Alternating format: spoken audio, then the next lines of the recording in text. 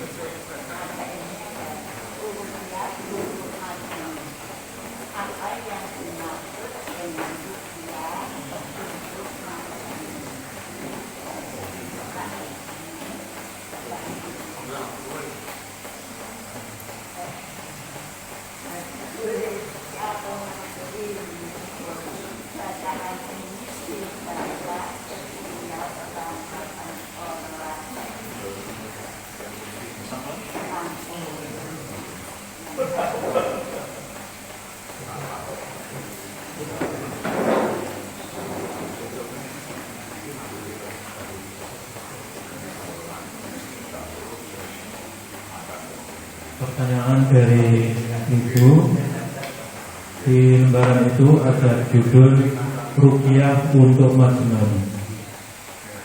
Majnun artinya apa Ibu? Gila. Ruqyah? Oke. Jadi maksudnya Ruqyah untuk orang gila itu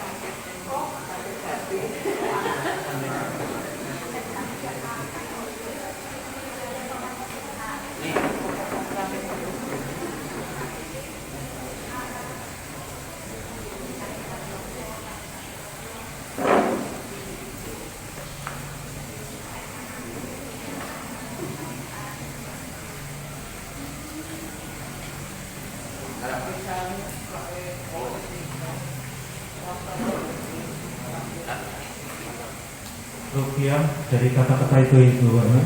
Jadi Ruqyah itu ini hadis tentang Ruqyah, tetapi Ruqyah yang tidak diperbolehkan. Bacaan-bacaan yang digunakan untuk membantu saudara-saudara Muslim yang satu sakit, yang kedua kalau dia kena gangguan jin. Hukum asalnya Ruqyah itu tidak boleh. Kemudian dibolehkannya kalau mengikuti syariatnya Nabi Muhammad SAW. Caranya seperti yang dikerjakan oleh Nabi, kalau itu bacaan yang dikerjakan, yang dibacakan oleh Rasulullah, yang dicontohkan bacaan itu oleh Rasulullah. Tadi dasar awalnya Bapak Ibu, inna rupa wa tama'ima wa tiwalata syirkun. Hukum asalnya itu, awalnya seperti itu. Sama dengan ziarah kubur itu asalnya dilarang, tapi kemudian diperbolehkan. Ini hukum asalnya itu. Inna rupa wa tama'ima wa tiwalata syirkun. Kemudian setelah itu Nabi membolehkan. Mohon maaf, kunnanya kurang alif. Kunna kurang alif. Narki fil jahiliyah. Tadi yang dimaksud dengan yang ruqyah yang dilarang itu yang ruqyah yang tidak diajarkan oleh Nabi. Pakai fatara fi dzalika, faqala a'ridu alayya ruqakum. Tunjukkan ruqyah yang kalian lakukan itu. La ba'sa bir ruqyah malam yakun fihi syirkun. Ruqyah tidak mengapa selagi tidak ada kemusyrikan. Makanya kata kuncinya yaitu ruqyah yang dilakukan oleh Rasulullah, kita mengikuti apa yang dilakukan Rasulullah. Kalau itu bacaan, kita mengikuti bacaan yang dilakukan oleh Rasulullah. Tidak mungkin Rasulullah mengajarkan kemusyrikan. Nah, gitu itu. Kemudian nanti mohon maaf, khusus ruqyah ini menurut saya secara pribadi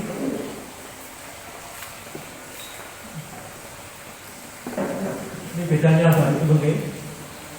Ruqyah, kalau ruqyah pakai hamzah itu melihat. Kalau disebut ruqyah itu langsung kita terbayang melihat rembulan. Padahal bukan itu. Semua penglihatan namanya ruqyah. Semua penglihatan. Sekali lagi Pak Kiai kami mengatakan menurut boleh didengarkan, boleh dicamkan, atau boleh diikuti, boleh tidak. Tapi itu kami pegang Pak. Itu kami pegang. Pak Kiai kami mengatakan orang yang serius belajar agama, mohon maaf, sekali lagi saya ulangi, silakan dimasukkan dalam hati atau silakan juga boleh dibuang omongan ini. Orang yang serius ini kata Kiai kami dan itu diikuti oleh santri-santrinya, sehingga kemudian pesantren ini terkenal dengan pengajaran bahasa Arabnya. Orang yang serius belajar agama mesti serius belajar bahasa Arab. Nah, boleh dicamkan tapi juga boleh dibuang ke keranjang sampah. Orang yang serius belajar agama mesti serius belajar bahasa Arab. Terakhir ditulis oleh pengasuh pesantren hafalan Quran di Krandegan. 2 tahun berturut-turut hafalan Quran di pesantren tahfiz Quran Krandegan itu 2 tahun berturut-turut dipegang oleh alumni Gontor. Alumni Gontor setelah tamat sana, Gontor bukan pesantren tahfiz ya. Dari awal bukan pesantren tahfiz dan Gontor tidak akan berubah dari pesantren tahfiz. Nah, setelah tamat dulu sebelum marak pesantren hafalan Quran Pak dulu untuk masuk fakultas tafsir di Universitas Madinah itu Al-Quran dan tafsir di Madinah itu syaratnya hafal Quran. Belum banyak pesantren hafalan Quran. Bagi yang mohon maaf yang punya latar belakang pendidikan dan punya latar belakang keluarga NU biasanya kemudian lari ke pesantren yang Bul Quran di Kudus di Arwan. Hafal Quran berangkat ke Madinah. Bagi yang tidak punya latar belakang NU, lari ke Sulawesi Selatan, ke Darul Mufas di Bone, itu sangat terkenal sekali. Alumninya yang dari sana diantaranya Bahtiar Nasir. Jadi Gontor kemudian menghafalkan Quran di Bone itu, di Darul Mufas Bone, itu kemudian ke sana. Kembali pada cerita dari Krandegan tadi, 2 tahun berturut-turut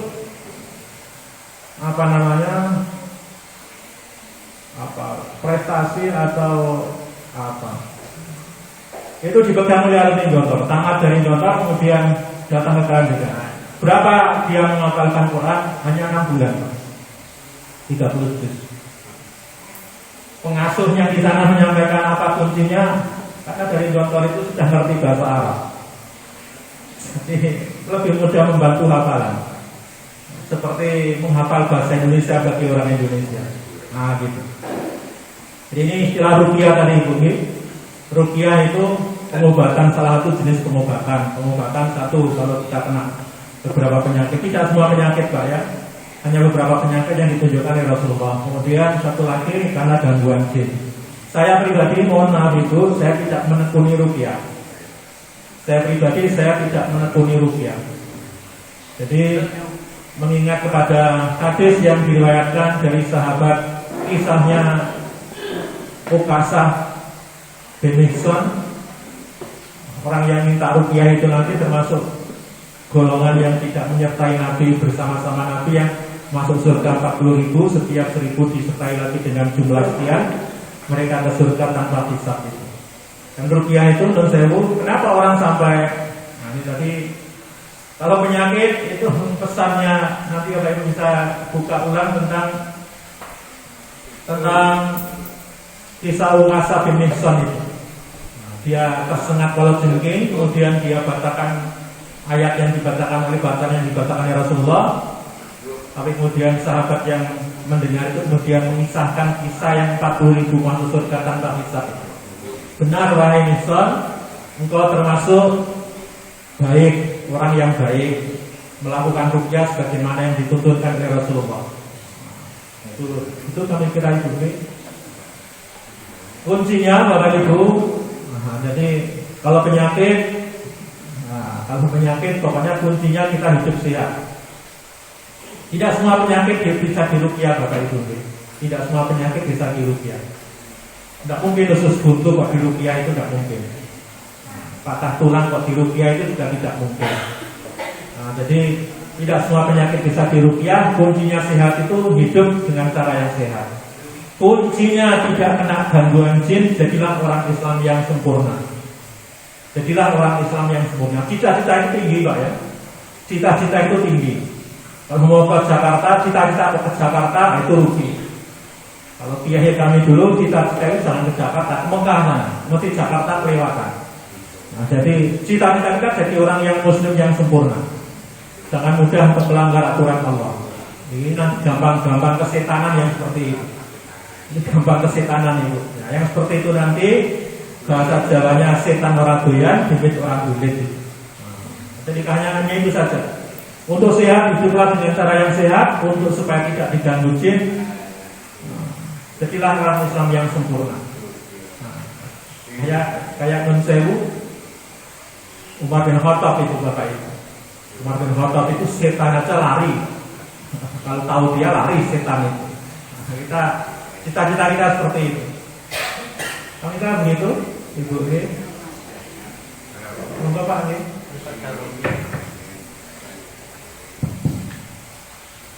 Assalamualaikum warahmatullahi wabarakatuh.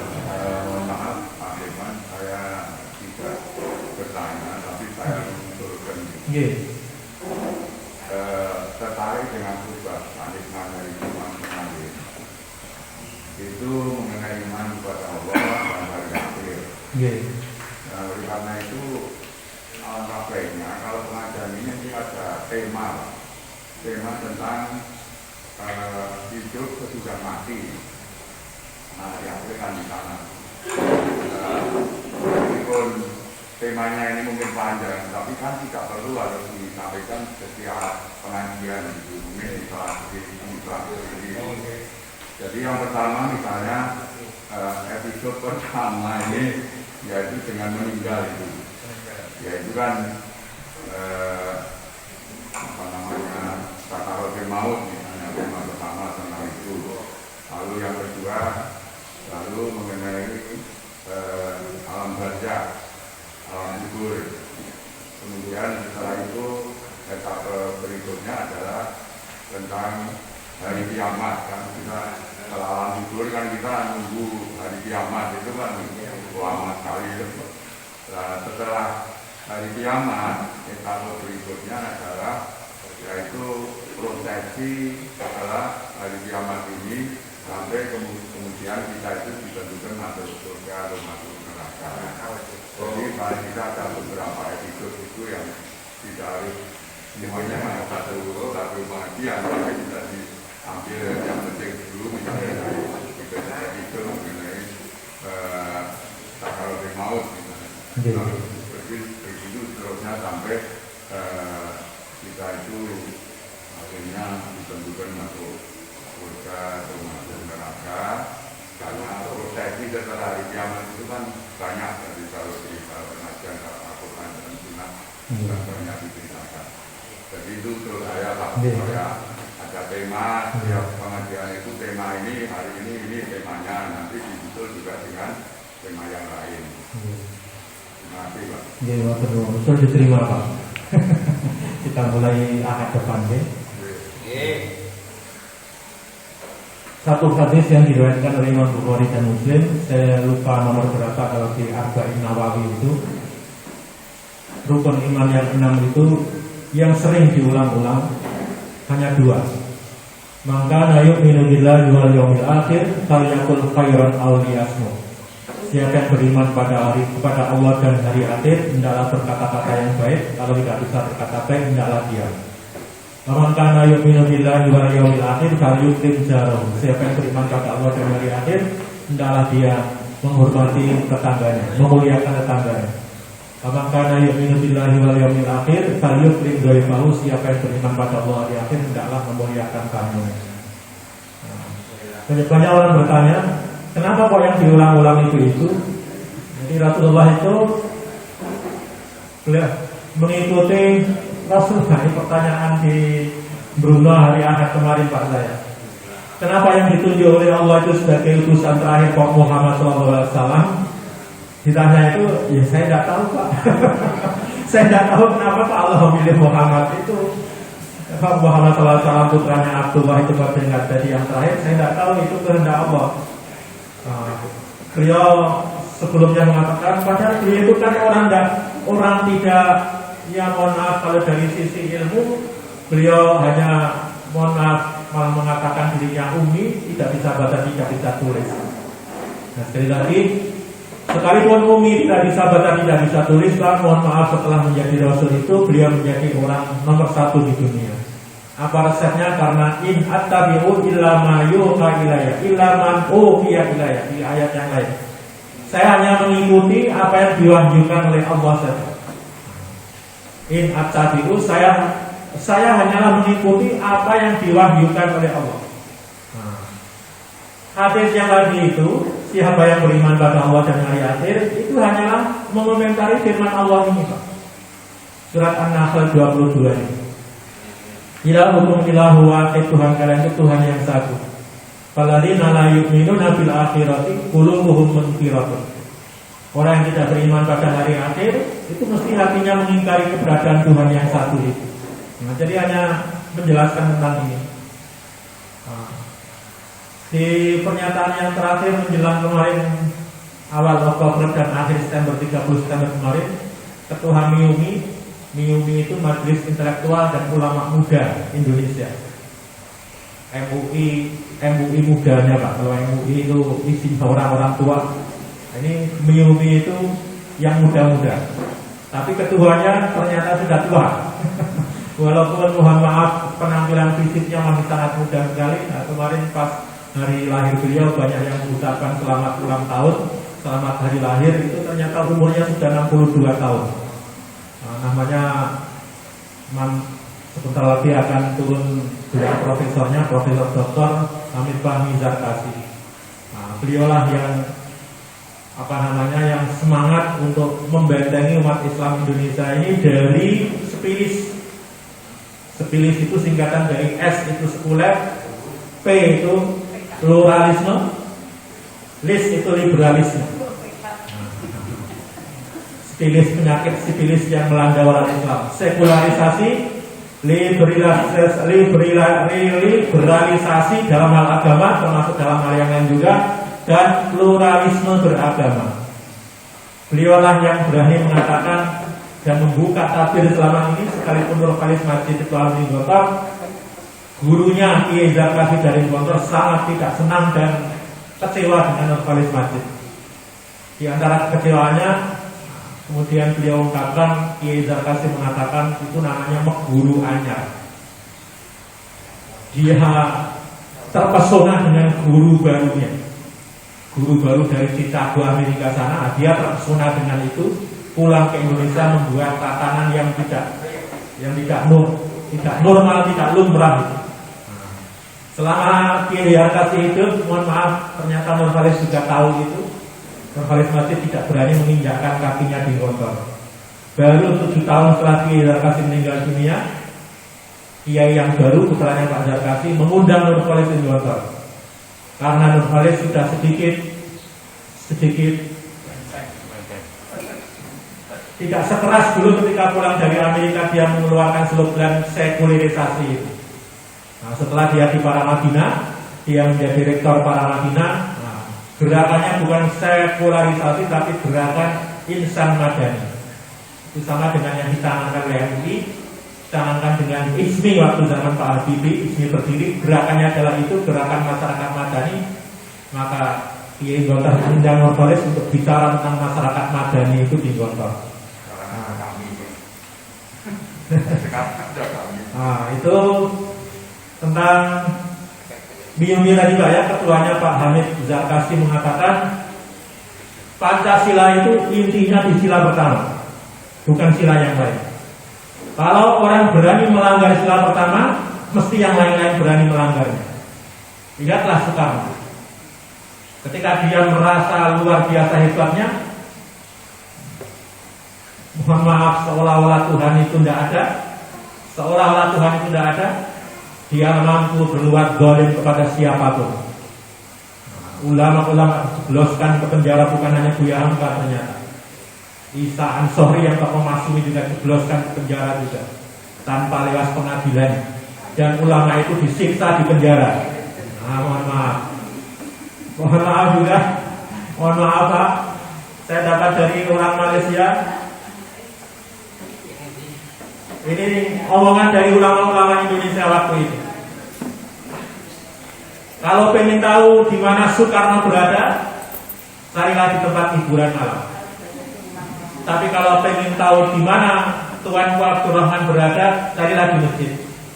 Nah, waktu itu Malaysia konfrontasi dengan Soekarno, dengan Indonesia menjelang meletusnya PKI itu.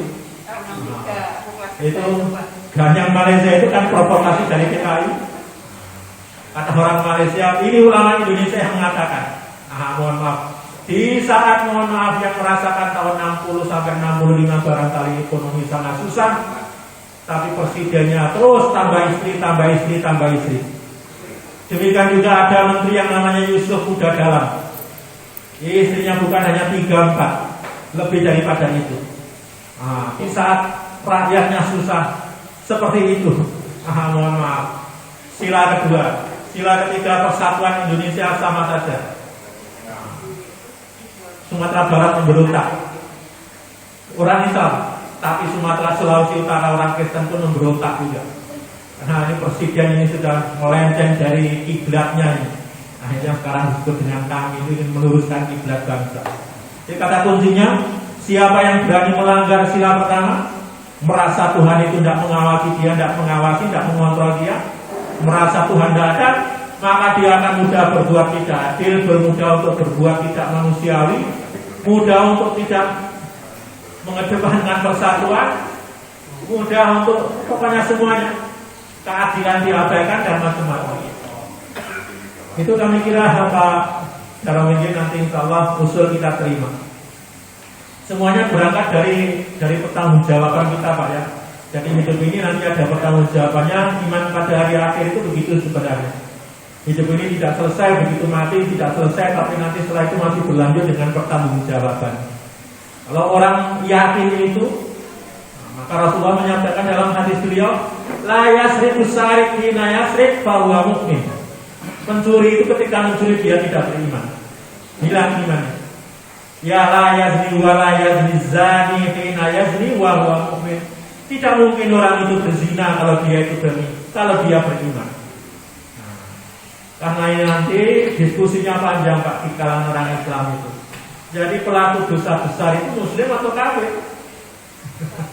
Ini diskusi panjang itu. Nah, singkat kata, Muhammadiyah, NU, Persis, Al-Wasliyah yang di Indonesia ini masih kategorinya ahli sunnah mengatakan pelaku dosa besar itu tidak kafir, tapi dia fasik. Dan kalau fasik itu bertobat akan diampuni oleh Allah segala kesalahannya. Itu kami kira gini Bapak itu, walaupun nanti juga bahasan akidah ini juga tidak satu suara Pak ya. Nanti penafsirannya juga banyak, tapi pokok-pokoknya tetap satu. Kami kira begitu. Monggo, Ibu Bapak kalau ada yang lain itu monggo. Bu jadi Loano, kalau ada pertanyaan, wonten? Wonten. Monggo Pak ini. Apa ini saya datang terlambat, hanya ingin tahu itu surat berapa? Surat An-Nahl 22. An-Nahl 22. Ilahukum ilahu wahid, Tuhan kamu adalah Tuhan yang satu.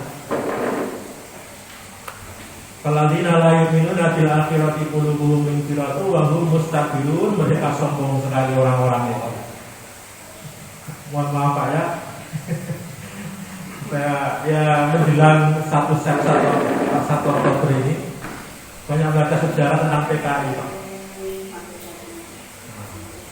NU bergabung dengan Nasakom. Mohon maaf, banyak orang mencemooh. Tetapi waktu hidup Idam Khalid yang mewakili NU di jalur politik, tokoh utamanya Idam Khalid bersama Kiai Saifuddin Zuhri yang bergabung dengan Nasakom. Terakhir Kiai Haji Fakih Usman Ketua Muhammadiyah berkunjung kantor NU di Jakarta. Kiai Fakih Usman meninjau gedung NU yang baru yang megah sekali. Sampai di lantai atas beliau menengok ke seberang. Disindirlah Kiai Saifuddin Zuhri. NU ini gimana ya? Kok dekat sekali dengan PKI? Ternyata depan kantor NU itu kantor PKI waktu itu Pak. Kiai Saifuddin Zuhri kemudian mengatakan, iya Pak, kami selalu berhadapan dengan PKI bukan setiap saat, tapi setiap detik. Kenapa? Karena orang Islam yang lain pada menjauh. Kalau sekiranya kami tidak mendekat, maka kondisi negara ini lebih berbahaya lagi. Presiden Soekarno datang bisa mengendalikan dan tidak terkendali dengan nilai-nilai agama. Itu Kiai Saifuddin Zuhri Pak. Pas acara Menteri Pertanian rapat koordinasi hadir juga Menteri Agama, Aidit hadir juga. Masalah pertanian. Kenapa Saifuddin Zuhri hadir? Karena Menteri Pertaniannya dari NU.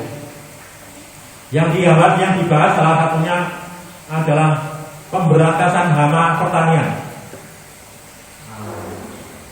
Dalam rapat itu, Aidit memulai, angkat tangan dia. Wahai Bapak Ketua Sidang, tolong tanyakan kepada Menteri Agama. Daripada kita sibuk membahas hama tikus ini, sekiranya kalau tikus itu bisa dikonsumsi, maka tanyakan pada Menteri Agama, bagaimana hukumnya orang Islam makan daging tikus. PKI mulai Pak. Kemudian Menteri Agama spontan kemudian berdiri. Wahai Tuhanku Aidit, kami orang Islam berjuang untuk supaya umat Islam itu makan ayam goreng, ayam bakar. Bukan untuk memperjuangkan mereka untuk makan daging tikus. Itu diantaranya. Jadi mohon maaf, orang kalau membaca, insya Allah, makanya itu ketika reuni 212 di Jakarta disampaikan oleh Bahtiar Nasir. Sekalipun secara kekeluargaan, Bahtiar Nasir itu keluarganya adalah keluarga Muhammadiyah, orang Masumi. Beliau mengatakan di dalam reuni di Jakarta waktu itu, saya menghargai ijtihad politiknya Kiai Idam Khalid. Sebelum meninggal dunia Idam Khalid, saya pun sempat mengunjungi ketika beliau sudah lumpuh di Cipete. Dengan suara yang sudah tidak jelas, dia mengisahkan perjuangan dia menghadapi PKI. Itu ijtihadnya politiknya Kiai Idam Khalid Pak, supaya Soekarno tidak lebih jauh melenceng, maka ditemani dengan kelompok agama. Itu jalannya begitu. Banyak itu kisah-kisah tentang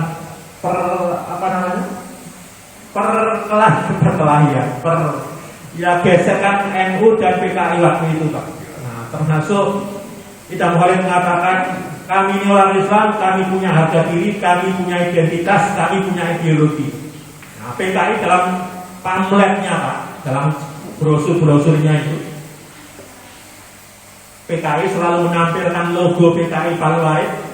Di bawahnya tulisan Partai Komunis Indonesia. Di sebelah sampingnya tulisan besar sekali.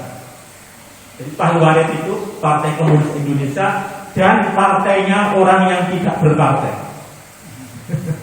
Yang tidak punya partai ya PKI itu, kata DNID. Nah, itu dilawan keras oleh Idam Walid. Anda membuat ajakan yang menyesatkan. Banyak orang Islam itu yang tidak mau masuk Masyumi, tidak mau masuk juga NU, tidak mau masuk Perti dan yang lain-lain. Apa kemudian Anda katakan itu PKI? Kemudian akhirnya terakhir kali Aidit mengatakan, kalau Bapak tidak setuju wahai Pak Idam Walid dengan slogan saya ini, silakan Anda buat juga slogannya NU begitu juga. Lambang NU, partai NU, dan partainya orang-orang yang tidak berpartai. Mohon maaf.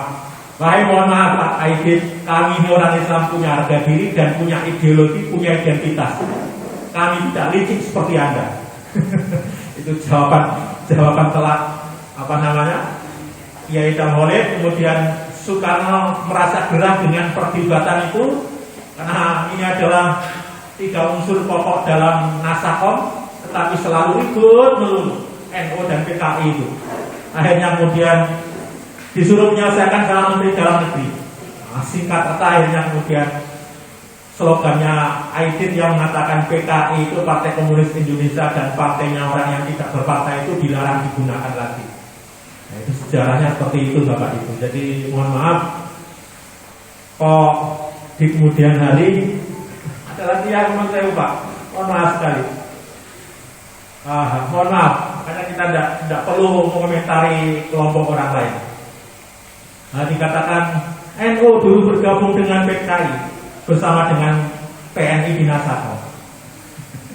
Mohon maaf kalau ada yang mengatakan NU, itu memang betul, tapi itu partai Pak, bukan ormas.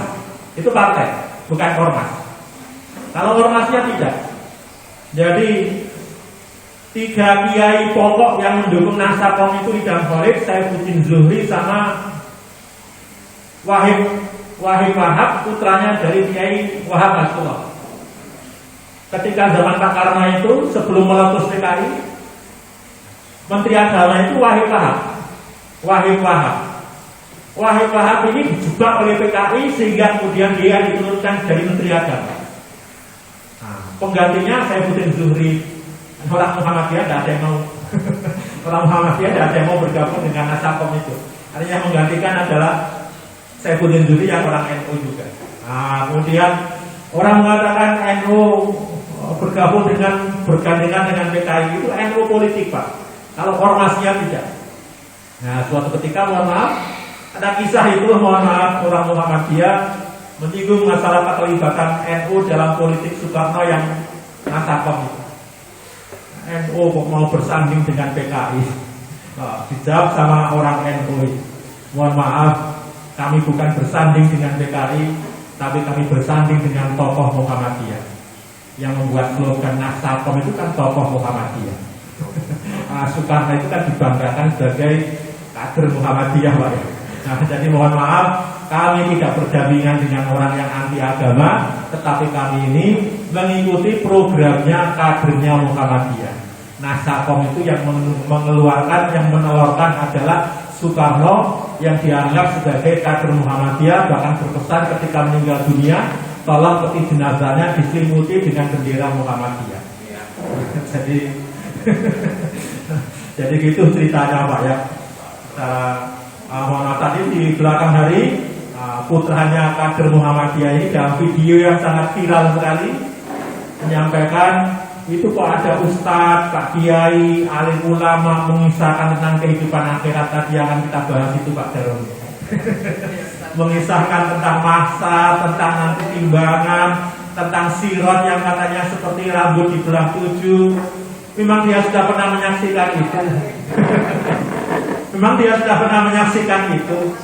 Kok dengan fasihnya dia bercerita tentang itu. Nah ini sekali lagi kalau kembali pada ayat ini Pak, orang yang tidak percaya dengan akhirat itu hatinya mesti mengingkari Tuhan yang Maha Esa. Maka perjuangan dia mohon maaf bukan Tuhan yang Maha Esa, ketuhanan yang berkebudayaan itu. Nah, jadi sekali lagi Segera diingatkan oleh Allah. Ini ayat yang perlu kita jadikan pengingat Pak ya. Siapapun yang ragu dengan kehidupan akhirat, mohon maaf, di bukunya Pak Yunari itu Pak tentang iman pada hari akhir itu dimulai dari kematian. Diawali dengan alam kubur alias alam barzah. Di sana ada nikmat, ada siksa. Kalau tidak percaya nikmat kubur, siksa kubur, gugur imannya kepada hari akhir. Mohon maaf. Adapun nanti wujudnya siksa dan nikmat itu wujudnya bagaimana? Nah, itu nanti memang ada perbedaan lagi Pak. Tapi yang penting yakin dengan adanya nikmat dan siksa itu. Setelah itu nanti dibangkitkan dan macam-macam. Kira itu Bapak. Itu Pak Taufik, ini surat An-Nahl ayat 22. Monggo Bapak itu. Monggo Pak Taufik. Assalamualaikum warahmatullahi wabarakatuh. Waalaikumsalam warahmatullahi wabarakatuh. Untuk pertanyaan saya tanyakan tentang Al-Imran surat Al-Imran ayat 61 tentang mubahalah. Tentang mubahalah ini dalam Islam itu ketentuannya bagaimana Pak? Terima kasih. Al-Imran 61 Pak ya. Mubahalah itu hendaknya tidak dilakukan sesama muslim Pak, hendaknya tidak dilakukan antara muslim dengan muslim. Hendaknya Ali Imran Pak ya. Bismillahirrahmanirrahim. Ini mubahalah ini terakhir populer setelah kasusnya Habib Rizik, kemudian kasusnya siapa yang Kiai Ali dan Kiai dari Palu itu Pak, Kiai siapa yang dari Palu itu yang di YouTube itu ya, yang di YouTube yang keras sekali kalau malah mau keluar. Yang dari Palu itu si Gus Nur. Gus Nur. Beliau mempopulerkan kembali istilah mubahalah. Kalau orang Islam secara umum sebelum mubahalah ini Pak, harusnya sudah tahu tentang li'an. Li'an itu istilah dalam kehidupan berumah tangga. Jadi kalau ada orang berzina itu boleh diajukan ke pengadilan untuk menjalani nanti hukuman itu kalau ada saksi Pak. Ada 4 saksi yang menyaksikan perzinahan itu. Kalau tidak ada saksi yang mencuri, maka tidak bisa diajukan ke pengadilan. Tetapi khusus suami menuduh istrinya berzina atau sebaliknya, itu tidak perlu saksi. Hanya cukup sumpah saja yang namanya sumpah li'an. Li'an, laknat. Jadi kata laknat. Jadi kalau orang lain menyaksikan orang berzina, diajukan ke pengadilan, itu bisa diadili kalau ada 4 saksi. Tapi kalau suami menuduh, jadi kalau ke pengadilan itu sebelum diputuskan pengadilan, itu kan baru namanya tuduhan Pak. Baru namanya tuduhan. Tuduhan itu nanti bisa terbukti kalau saksinya meyakinkan. Kalau tidak terbukti, nanti yang menuduh itu kena hukuman sumpah palsu nanti, kena saksi palsu nanti. Katanya saksi tapi ternyata tidak bisa membuktikan, nanti kena dihukum lagi Pak. Namanya kesaksian palsu. Tapi khusus suami menuduh istrinya berzina itu tidak perlu saksi. Cukup dia bersumpah saja. Sumpah, beberapa sumpah, kemudian sumpah yang terakhir dia katakan, sumpah yang terakhir ini wallahi, kalau sekiranya tuduhan saya ini tidak benar, saya siap menerima laknat Allah. Tapi kalau tuduhan saya ini benar, kalau ternyata tuduhan saya ini benar, tolong lawan istrinya itu diberikan laknat oleh Allah. Nanti kalau istrinya juga bersumpah seperti itu, kalau bersumpah seperti itu juga, saya tidak berzina, saya bersaksi kalau saya berzina, saya akan dapat laknat Allah. Sebaliknya kalau saya tidak, suami saya akan dilaknat oleh Allah. Nah, kalau sudah begitu, konsekuensi hukumnya bagaimana? Konsekuensi hukumnya adalah pengadilan memisahkan keduanya, cerai. Nah, itu konsekuensi hukumnya apa? Tapi kalau mohon maaf, istri yang dituduh tadi dia tidak berani melihat, tidak berani sumpah dengan laknat itu, maka istrinya dihukum cambuk. Sebelum diceraikan, istrinya dihukum cambuk dulu, Pak. Dihukum cambuk dulu. Dalam kasus li'an ini, Pak, baik yang kedua-duanya melihat atau hanya salah satu, nanti suami yang menceraikan setelah cerai itu suami tidak punya kewajiban untuk memberikan nafkah selama masa iddahnya. Nah itu kalau mohon maaf barangkali ini yang kalau mubahalah ini sedikit barangkali kurang populer. Nah, kalau yang li'an itu sudah dikenalkan para ulama di fikih nikah tentang hubungan suami istri. Nah sekarang mubahalah kita lihat ayatnya Pak ya. Jadi ini mohon maaf Gus Nur mubahalah. Apa yang dituduhkan pemerintah Jokowi di antara mubahalahnya begini.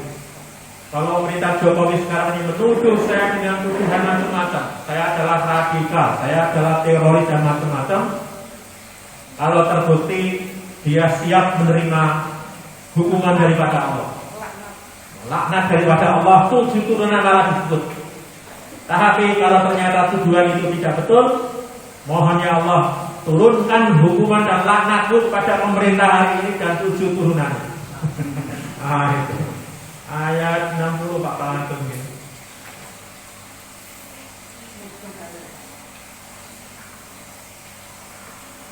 Ini apa itu? Sumana betahin. Faman hajjaka fihi min ba'di ma ja'aka minal ilmi. Hakul, katakan pada orang-orang itu, ta'alau nad'u abna'ana wa abna'akum wa nisa'ana wa nisa'akum wa anfusana wa anfusakum. Ajak anak-anak kita, istri-istri kita semuanya termasuk dirimu. Semuanya bertahil, kemudian kita bermubahalah. Karena ja'allah natallahi alal kadhibin. Semoga laknat Allah bersama orang-orang yang pembohong tadi. Yang mohon maaf yang tadi saya sampaikan sebelumnya ini, perkataannya Gus Nur tadi itu.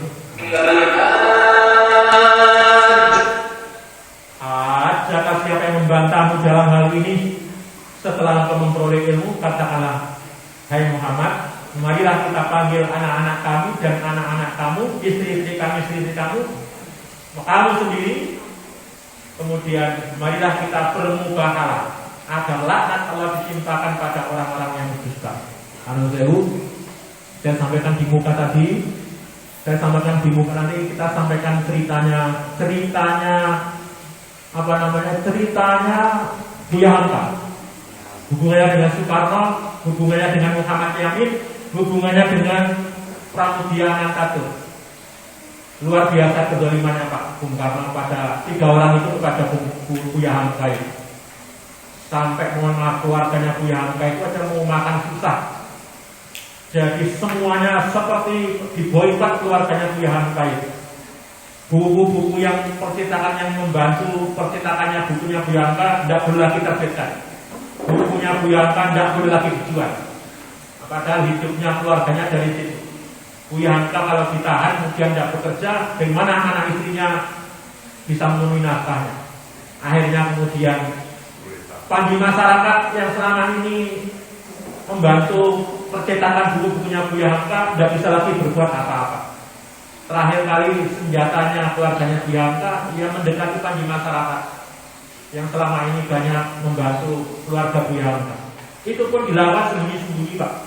Kalau terang-terangan mesti akan nanti ketahuan dan dijaga itu kantornya panji masyarakat itu. Nah, jadi nun sewu, sebaiknya sesama muslim kita tidak bermubahalah. Jadi kezaliman sebesar apapun jangan dilakukan mubahalah itu Pak. Nanti karena itu akan menimpa orang-orang lain juga. Jadi mohon maaf, Buya Hamka Pak, mohon maaf dituduh macam-macam. Mungkin karena dia punya prinsip Pak ya. Dan prinsip itu dibuktikan di akhir hidup orang-orang itu. Beliau mengatakan Kalau kita berpedoman Pancasila itu sama dengan mengantarkan kita ke neraka. Itu kata-kata terakhir Buya Hamka yang kemudian menyebabkan beliau dijebloskan ke penjara. Sebelumnya beliau dianggap terlibat pemberontakan PRRI di Sumatera Barat dan macam-macam. Walaupun pada masa reformasi itu sudah diluruskan, itu bukan pemberontakan. Itu cara orang-orang di daerah untuk mengingatkan pemerintahan pusat. Jadi itu melibatkan banyak tokoh Sumatera Barat, termasuk tokoh perempuan yang mendirikan Dinia Putri namanya Rahma Yunusia. Dia anggota DPR waktu itu di Jakarta mewakili Sumatera Barat Partai Nasdem, pulang. Tidak sudi lagi tinggal di Jakarta, pulang, angkat senjata itu, gerilya di hutan. Akhirnya banyak yang dijebloskan ke penjara, yang tidak terlibat di Jakarta orang-orang Sumatera Barat pun dimasukkan ke penjara itu. Dikatakan dia punya hubungan dengan gerakan itu. Buya Hamka di penjara, tapi dia tidak pernah mengutuk Soekarno. Justru dia berterima kasih kepada Soekarno. Kalau tidak di penjara, mungkin dia tidak bisa menulis tafsir Azhar 30 juz itu. Karena kesibukan beliau mengisi ceramah, ngajar dan macam-macam, barangkali dia tidak sempat menulis tafsir Al-Azhar 30 juz itu. Maka dia berterima kasih kepada Soekarno. Selepas itu, setelah Soekarno jatuh, 2 tahun kemudian Soekarno wafat. Sebelum itu didahului dengan Muhammad Yamin yang meninggal duluan. Datanglah keluarga Muhammad Yamin. Muhammad Yamin itu orang Sumatera Barat juga, Pak. Tapi dia ideologinya nasionalis. Dengan Soekarno dia di PNI. Dia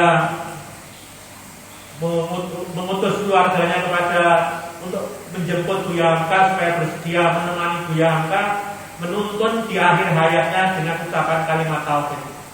Itu yang menemani Buya Hamka dari saat tangannya Muhammad Yamin masih bisa menggenggam tangannya Buya Hamka sampai kemudian tangan terlepas dari genggaman Buya Hamka. Dan Buya Hamka juga yang mengantarkan beliau jasadnya ke Salahuddin. Buya Hamka. Apa ketika meninggal dunia itu, ketika lepas genggaman tangannya itu, Buya Hamka mengatakan, Muhammad Yamin, segala kesalahanmu kepada saya sudah saya maafkan. Saya tidak mau membawa urusan ini nanti ke pengadilan Allah di akhirat sana. Kita selesaikan di dunia. Nanti Pak, masalah pengadilan di akhirat Pak. Nanti urusannya panjang sekali Pak. Semuanya nanti saksi dihadirkan. Saya tidak mau urusan panjang nanti di akhirat. Wahai Muhammad Yamin, saya maafkan kesalahan. Itu Muhammad Yamin. Ya masih kemudian lagi 2 tahun berikutnya Soekarno. Tetapi Soekarno tidak sempat berjumpa hidup dengan Buya Hamka.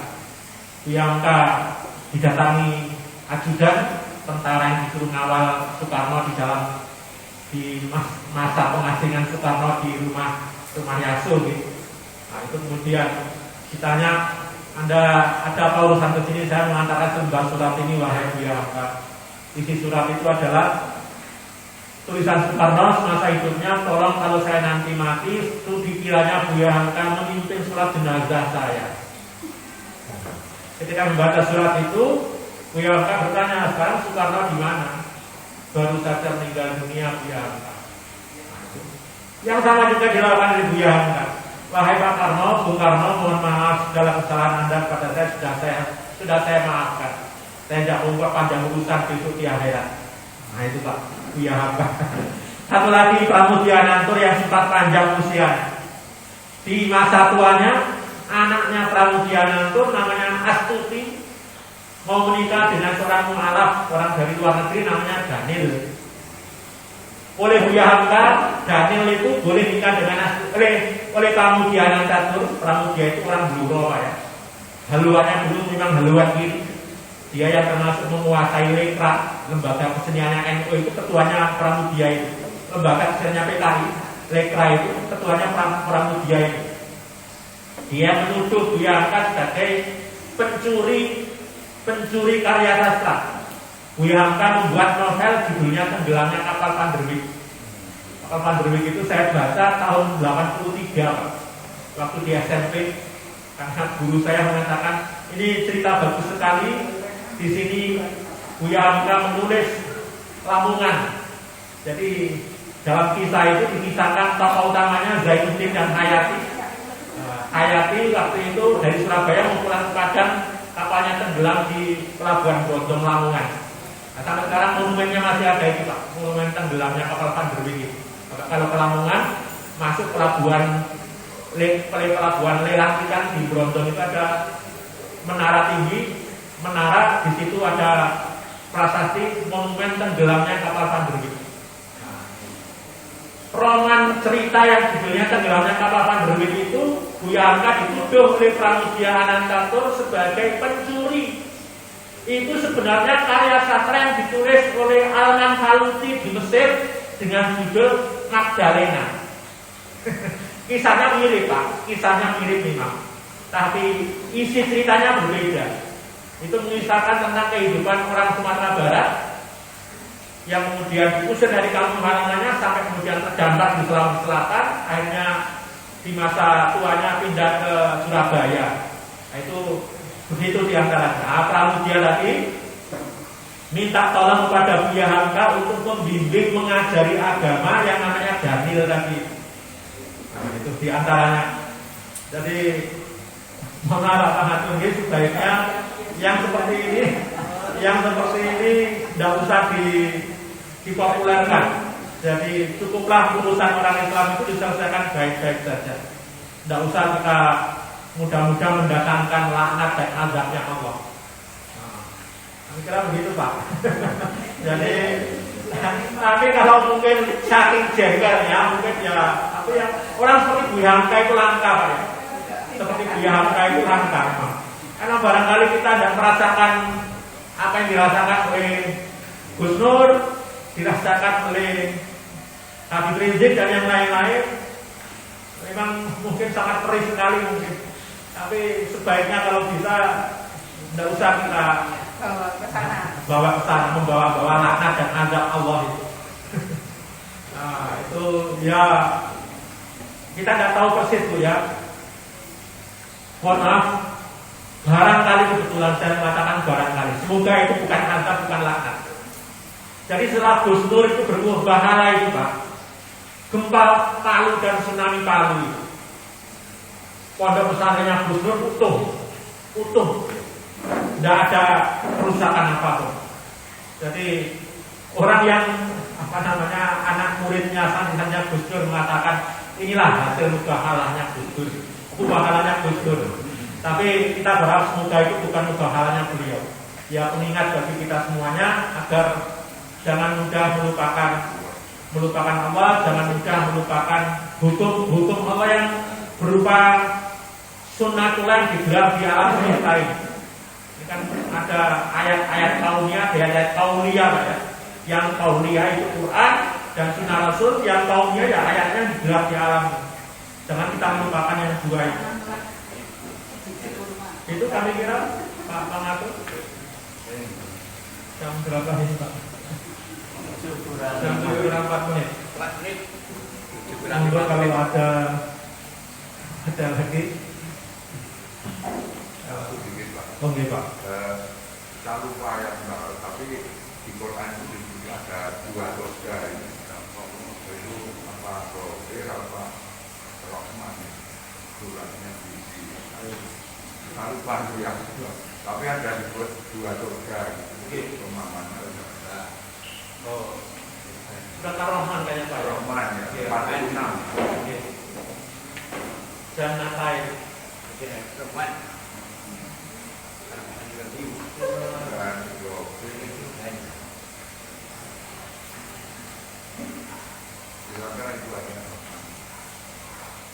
Jannatan itu Ar-Rahman ayat berapa Pak? 46. Jannatan. Kalau yang dimaksud surga sendiri, surga yang nanti sebagai balasan ganjaran kebaikan kita dan di akhirat itu Pak, ya banyak nama yang disebut oleh Allah di dalam Al-Quran. Ar-Rahman 46 itu Pak. Liman khafa maqama rabbih liman khafa maqama rabbih jannatan dua surga. Apa yang dimaksud dengan dua surga itu? Kata sebagian mufassir mengatakan pendapat mufassir Pak, ini adalah surga untuk manusia dan surga untuk jin. Sebagian mengatakan surga dunia dan surga akhirat. Nah, ini kalau sudah begini mana yang benar? Wallahu a'lam, barangkali dua-duanya benar. Nah, kalau nanti sebagai wawasan Pak ya, tadi itu untuk sebagai wawasan kita tentang kehidupan akhirat itu. Kehidupan iman pada hari akhir itu salah satunya adalah iman pada hari kiamat. Nah, suatu ketika Rasulullah ditanya tentang kiamat, apa itu kiamat, hari kiamat dan macam-macam. Di banyak kesempatan Rasulullah menjelaskan. Tapi di sebuah kesempatan Rasulullah tidak senang ditanya masalah kiamat dan hari akhir itu. Kemudian beliau menyampaikan, sekali lagi Pak ya, jangan salah dengar kita ya. Di banyak kesempatan Rasulullah menjelaskan tentang kiamat, kapan kiamat, bagaimana prosesnya, dijelaskan secara detail. Tapi di sebuah kesempatan, di salah satu kesempatan, Rasulullah tidak berkenan ketika ditanya. Jadi Rasulullah menyampaikan, kamu kok bertanya tentang kiamat, tentang kematian, tentang hari akhir. Terus yang kamu sudah siapkan itu apa? Nah gitu.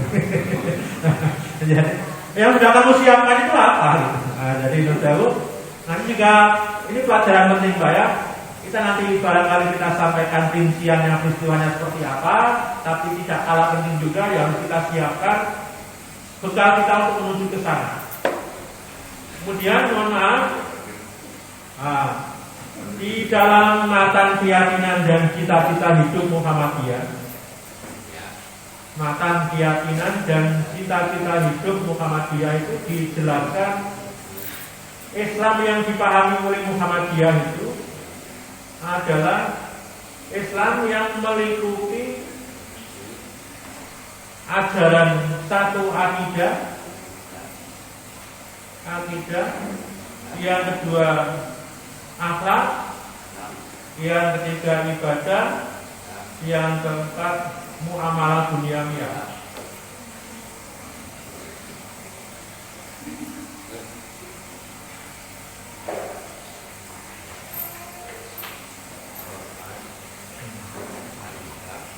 Islam yang dimaksud oleh Muhammadiyah itu adalah ajaran yang meliputi akidah, nanti bahasan akhirat itu bahasan akidah, akhlak yang kedua, yang ketiga ibadah, yang keempat muamalah duniawiyah. Mohon maaf, pengajian kita menurut Pak ya, umumnya lebih banyak berputar-putar di nomor 3 ini. Yang nomor 3 ini umumnya lebih banyak berputar-putar di sini. Yang nomor 4 ini jarang disentuh. Yang nomor 2 juga porsinya belum besar Pak. Porsinya belum besar. La yadkhulul jannata qati'un. Jadi mohon maaf, kalau di nomor 3 itu masalah ibadah, sholat itu ya seperti yang diajarkan Nabi, jangan dikurangi, jangan ditambahi. Mengurangi, menambahi itu jaminannya sholatnya tidak diterima. Dan kalau itu masuk dalam paham, pokoknya sholat kami harus seperti ini, dengan penambahan, dengan pengurangan, maka nanti dinamakan bid'ah. Bid'ah itu tidak diterima segala macam ibadahnya. Itu nomor 3 Pak. La yadkhulul jannata la yuqbalu tidak akan diterima amalnya sahibul bid'ah. Itu amalnya apa saja? Dia tidak terima sholatnya, puasanya, hajinya. Ini dalam bahasan ibadah Pak ya. Ini sering pengajian kita berputar-putar di sini. Apa Allah ayat bala amala sahibatan hatta yada abid atahu. Allah enggan menerima amalan orang pelaku bid'ah sampai dia meninggalkan bid'ahnya. Tidak diterima amalnya, semuanya, puasanya, sholatnya, sedekahnya, hatinya, semuanya. Ini bahasan nomor 3, Pak. Tapi bahasan nomor 2 akhlak itu penting juga. La yadkhulul jannata qatilun, tidak akan masuk surga juga orang yang putus silaturahmi. Makanya mohon maaf, gara-gara beda ormas kok putus silaturahmi, rugi Pak. Gara-gara beda ormas kok putus silaturahmi, rugi. Itu bahasa nomor 2 Pak, akhlak itu. Termasuk konsewu bahasa nomor 2 akhlak juga adab dalam berilmu. Nah itu adab, akhlak itu adab. Tidak akan mencium bau surga orang yang menuntut ilmu karena mencari dunia. Nah, itu wah. Hampir sekarang semuanya itu Nun Sewu, mohon maaf, bahkan ada yang mengatakan, mohon maaf, mengatakan lembaga pendidikan menjadi ATM. Mohon maaf itu. Itu Nun Sewu. Itu akhlak adab dalam berilmu itu. Kenapa kemudian ada Al-Azhar yang kemudian tidak memungut uang siswanya? Ya gara-gara itu Pak. Gara-gara itu. Peradaban Islam itu sumbernya ajaran Islam. Kenapa ada kampus Al-Azhar? Karena Al-Azhar itu supaya orang Islam itu berilmu. Bagaimana Al-Azhar operasionalnya didanai dari wakaf. Kan ada ajaran yang tadi itu Pak. Imam Syafi'i berguru kepada Ibnu Uyainah sebelum kepada Imam Malik. Di sana Ibnu Uyainah Pak. Bukan malah Syafi'i yang bayar. Ibnu Uyainah nyangoni. Imam Syafi'i sudah habis ilmu, kita kasih bekal berangkat kamu pada Imam Malik di Madinah sana. Nah kalau dulu begitu Pak. Nah, sekarang yang begini ini kan jauh Pak. Ini kan warisan penjajah. Yang begini ini warisan penjajah. Mohon maaf, akhlak begini ini, akhlak menjaga pergaulan putra putri itu akhlak Pak ya. Di bukunya Kayuna Raga itu akhlak dalam bergaul, menjaga pergaulan putra putri. Ada syariat namanya wadul basor. Wadul basor itu kalau di HPT namanya memejamkan mata Pak. Merem. Kalau ketemu lawan jenis nanti Bapak lihat di HPT tentang memasang tabir dalam pertemuan atau pengajian Aisyah dan Muhammadiyah. Disebut surat An-Nur, Yahudu min absarihim itu diterjemahkan oleh Majelis Tarjih, merem, pejamkan matamu. Karena ada ajaran wadul basar itu, maka mu'alimin mu'alimat dipisah. Al-Azhar sampai 1000 tahun tidak berani buka kampus putri Pak.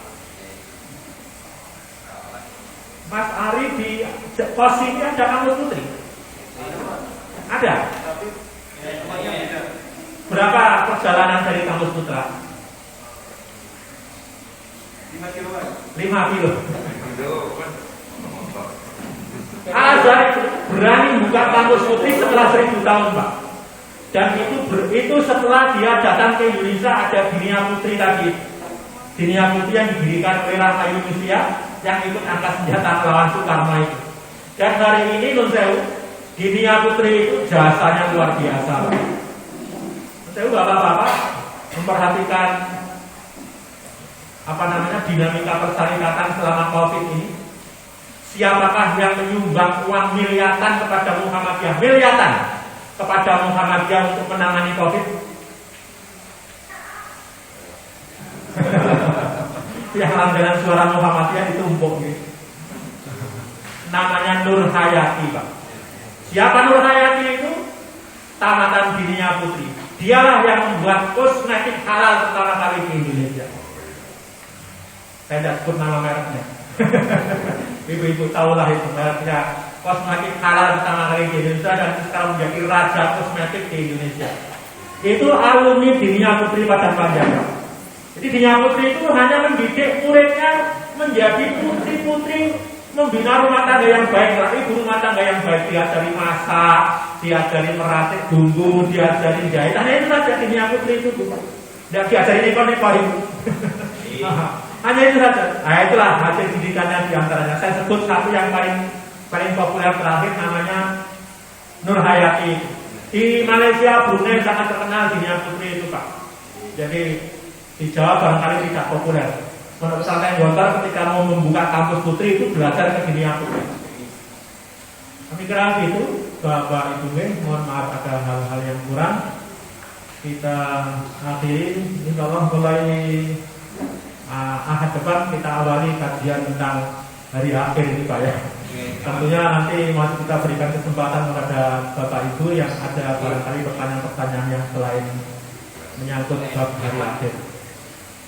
Kita awali, kita akhiri dengan bacaan hamdalah.